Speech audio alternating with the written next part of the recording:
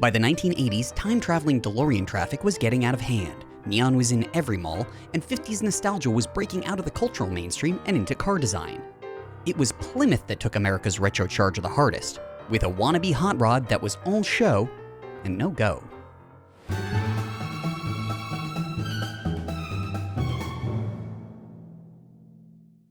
In 1990, Chrysler sponsored a design project for college students in Pasadena, California.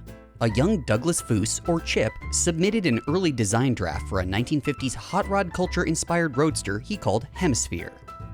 Its striking retro design was 2 steps beyond anything any American manufacturer was building at the time, and Chrysler was all about it. Wanting a new halo car to do the same thing for Plymouth that Viper was doing for Dodge, head designer Tom Gale created the Prowler concept in 1993, which was pushed into production, largely unchanged, for 1997. A late 90s Plymouth dealership was a demoralizing place, with the Neon Compact, the Breeze midsize sedan, and the Voyager minivan. The plan for the Prowler was to get Plymouth the attention it desperately needed. With an aggressive pointy nose and only 2 seats, it looked fantastic. And it backed up all of that badass style with a 214 horsepower V6 and a 4-speed automatic transmission? Oh no. Without a raucous V8 engine and a manual transmission, the Prowler got stuck as a poser car. The V6 made similar power to the company's Magnum V8 at the time, but it didn't match its looks. For a while though, the gimmick worked.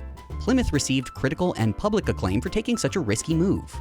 The Prowler was rightly seen as a wild car, especially for a staid automaker like Plymouth. The company hadn't even built a rear-wheel drive car since the box-on-wheels 1989 Grand Fury. The Prowler was sold in relatively small numbers, given the size of Chrysler as a whole, moving 8,532 units from 1997 until 2001, when Chrysler dissolved Plymouth. From then on, the Prowler was sold as a Chrysler product in 2001 and 2002, selling an additional 3,170 units. The Prowler ended up the boldest take on the retro design craze that went on to give us the PT Cruiser, the new Beetle, the last Thunderbird, and, oh right, the Chevy SSR. All these cars took standard parts and dressed them up in retro bodies for extra appeal and higher profit margins. Maybe the Prowler's problem was that it went too far.